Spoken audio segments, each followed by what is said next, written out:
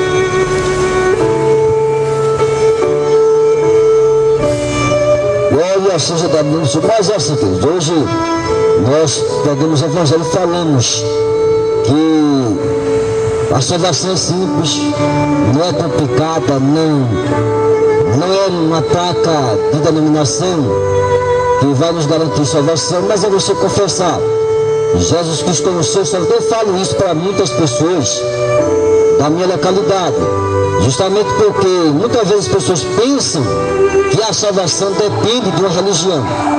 Eu só posso ser salvo se pertencer à religião tal. E quantas religiões tem aqui no mundo? Quantas religiões tem? Então confunde muito as nossas cabeças. Nós nos confundimos com tanta religião no mundo, não é verdade? Mas o que diferencia a salvação em nossas vidas, porque a salvação individual, a salvação não é coletiva, não é um coletivo. A salvação individual é a comunhão nossa com Deus. É lógico que quando alguém aceita Jesus Cristo, ele vai querer confessar diante dos homens, diante de Deus. Agora, a forma que ele vai confessar, ele pede a direção a Deus: Senhor, de que forma eu posso confessar o teu perdão, as tuas misericórdias na minha vida? Não é assim? Nos faz lembrar até daquele treinador de futebol. De vez em quando ele passa aí na televisão,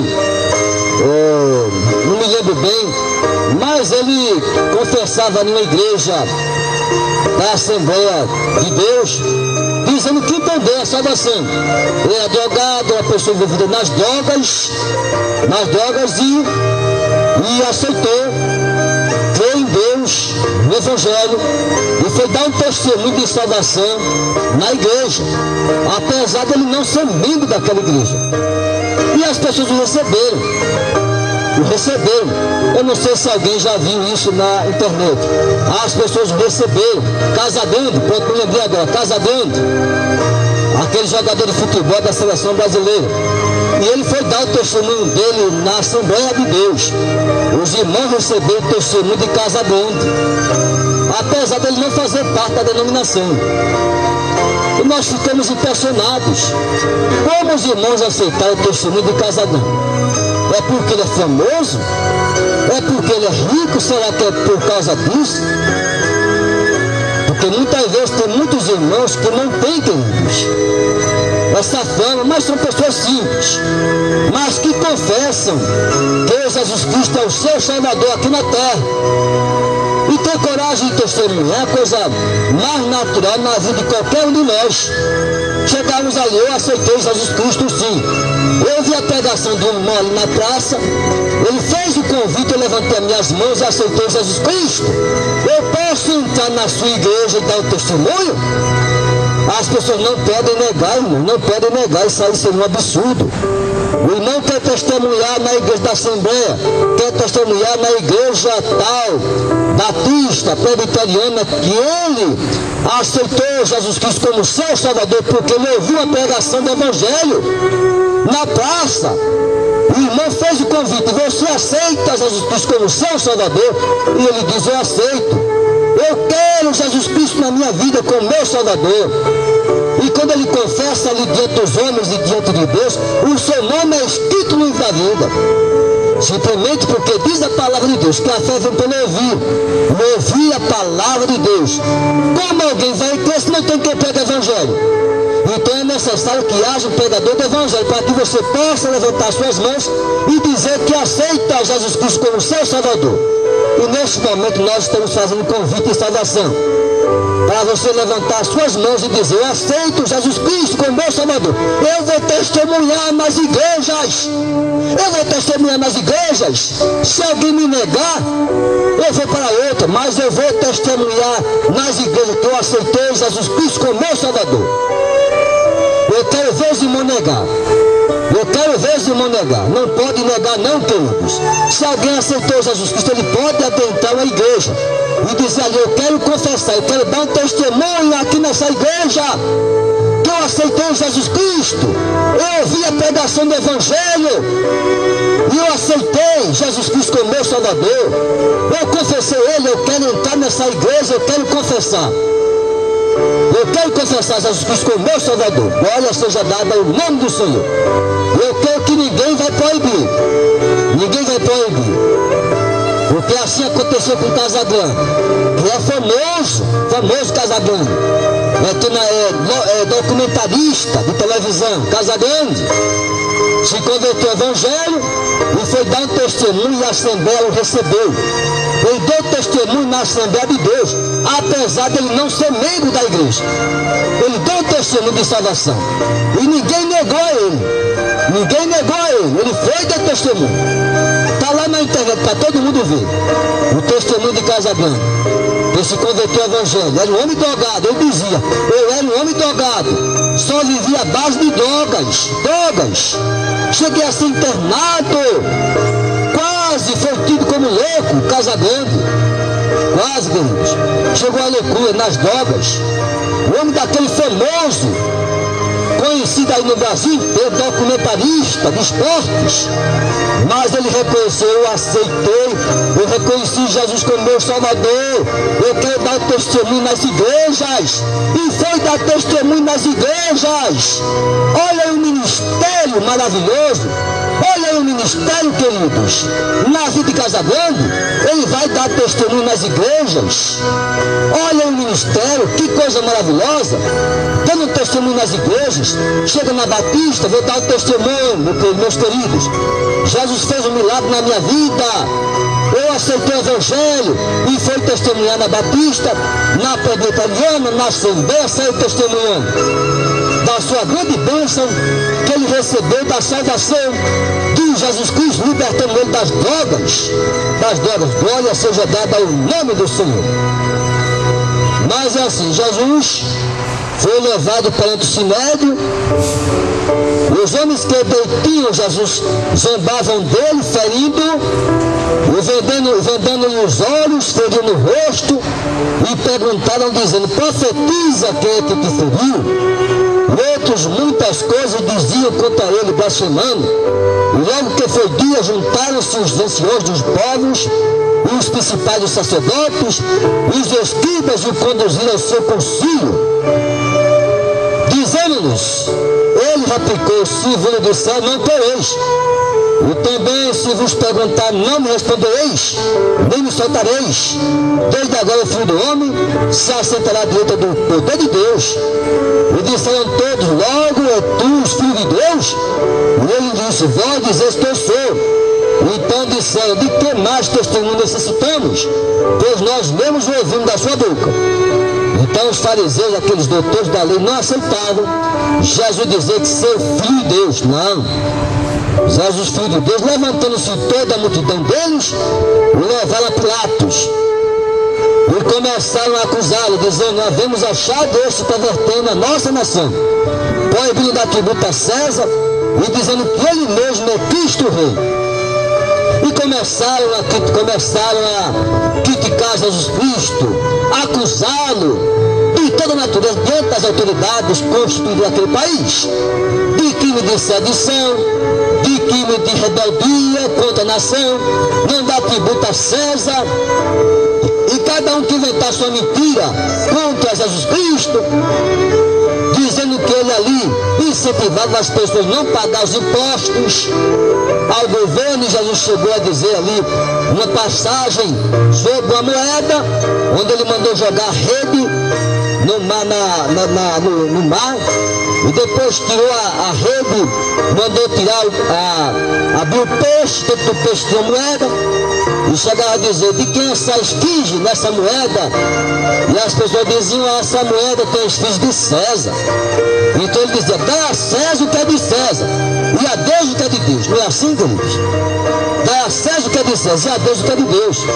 Jesus nunca foi contra pagar os impostos, mas ele estava sendo acusado disso. As pessoas acusavam Jesus de sedição, de não pagar os tributos a César, e dizendo ele ser o Cristo Rei, ser Filho de Deus. E Pilatos perguntando, dizendo: tu és Rei dos Judeus? E ele respondendo disse: tu dizes. E disse Pilatos aos principais dos sacerdotes e à multidão: não acho culpa alguma desse homem. Mas eles insistiam cada vez mais, dizendo: alvoroça o povo ensinando por toda a Judéia, começando desde a Galileia até aqui. Então Pilatos, ouvindo falar da Galileia, perguntou se aquele homem é galileu. E sabendo que é da jurisdição de Herodes, remeteu a Herodes, que também naqueles dias estava em Jerusalém. E Herodes, quando viu a Jesus, alegrou-se muito, porque havia muito que desejava vê-lo, porque ouvido dele muitas coisas, e esperava que ele viria fazer algum sinal. E veja que Herodes ficou alegre. Pilatos mandou ele a Herodes, e Herodes recebeu e queria que Jesus fizesse algum sinal. Faz Jesus um sinal aí para eu ver. Faz Jesus um sinal. Se apresenta aqui nesse lugar. Mostra o teu poder, Jesus. Veja, Herodes. Veja a atitude do imperador naquela época. Queria que Jesus mostrasse ali, demonstrasse poder, manifestasse poder. E Jesus: não, ó dedinho, não é assim não, meu filho, não é assim não. Você está pensando o quê? Que eu estou aqui para me apresentar? Não. Eu não estou aqui para fazer apresentação, não. Eu estou aqui para anunciar o Evangelho, a salvação e vida eterna. Não tem nada a ver com apresentação, se mostrar, se promover, se vangloriar. Não, eu sou servo também. Eu sou servo, eu lavo os pés dos discípulos. Eu sou servo também, não vim aqui demonstrar, me vangloriar, não. Mas ali Herodes queria que ele se manifestasse ali, fizesse algum sinal. Mas Jesus não fez sinal algum. Não fez sinal algum na presença de Herodes. E estavam ali os principais dos sacerdotes e escribas, acusando com grande veemência. E Herodes com seus soldados despejou e escarnecendo dele, vestiu de uma roupa resplandecente e tornou-lo a enviá-lo a Pilatos. E no mesmo dia Pilatos e Herodes entre si se fizeram amigos, pois dantes andavam em inimizade uns com os outros. Quando nós começamos a meditar na morte de Jesus Cristo, que não é fácil. Ele foi crucificado, ele foi ali, passou por aquela morte, uma morte, uma dor terrível que ele sentiu, uma dor terrível. Aí nós olhamos aí para as mortes cometidas aí no mundo inteiro. Quantas pessoas já sofreram mortes com atrocidades, mortes atrozes, mortes terríveis. Inclusive nesses presídios aí, onde morreram 60, 30 pessoas, houve até decapitação, queridos. Isso tudo cometido em nome das forças das trevas. Aí se junta PCC, CV, FDN, todas essas facções criminosas, todos a serviço das trevas, do poder das trevas, para cometer todas aquelas mortes, todas aquelas atrocidades. E nós ficamos estarrecidos com a forma que eles usam para ceifar vidas dos próprios presos, do qual eles convivem na penitenciária, eles mesmos matando-se entre si próprios, por causa de facções criminosas. E nós ficamos estarrecidos, decapitações dentro dos presídios. Eu estava vendo o vídeo, eu fiquei estarrecido com o vídeo daquele. Lá em Roraima, havia decapitação e o rapaz filmou a decapitação de um preso ali. Já morto ali, ele decapitou um preso. Eu fiquei estarrecido, meu Deus, que situação. E as pessoas ainda querem cometer crimes, ainda querem praticar violência para bater num presídio desse. Só sendo burro mesmo, queridos. Só sendo uma pessoa que não tem inteligência mesmo, burra demais, para cair num presídio desse. Meu Deus, quando as pessoas veem a cena de morte dentro do presídio, decapitações, isso já é o suficiente para essas pessoas que estão na criminalidade desistirem do crime. Não quero mais saber de crime. Eu quero saber de crime nada. Eu vou cair num presídio desse e lá eu vou ser decapitado. Eu quero saber de crime mais não. Eu quero ter uma vida honrada, eu quero trabalhar, eu quero estudar, eu quero me casar, eu quero constituir uma família. Não quero saber de criminalidade não. Bater num presídio desse, ser decapitado. É isso que aconteceu em Roraima, os 30 mortos. Lá em Manaus também, 60 mortos. Houve decapitações. Coisas terríveis aqui acontecendo em pleno Brasil.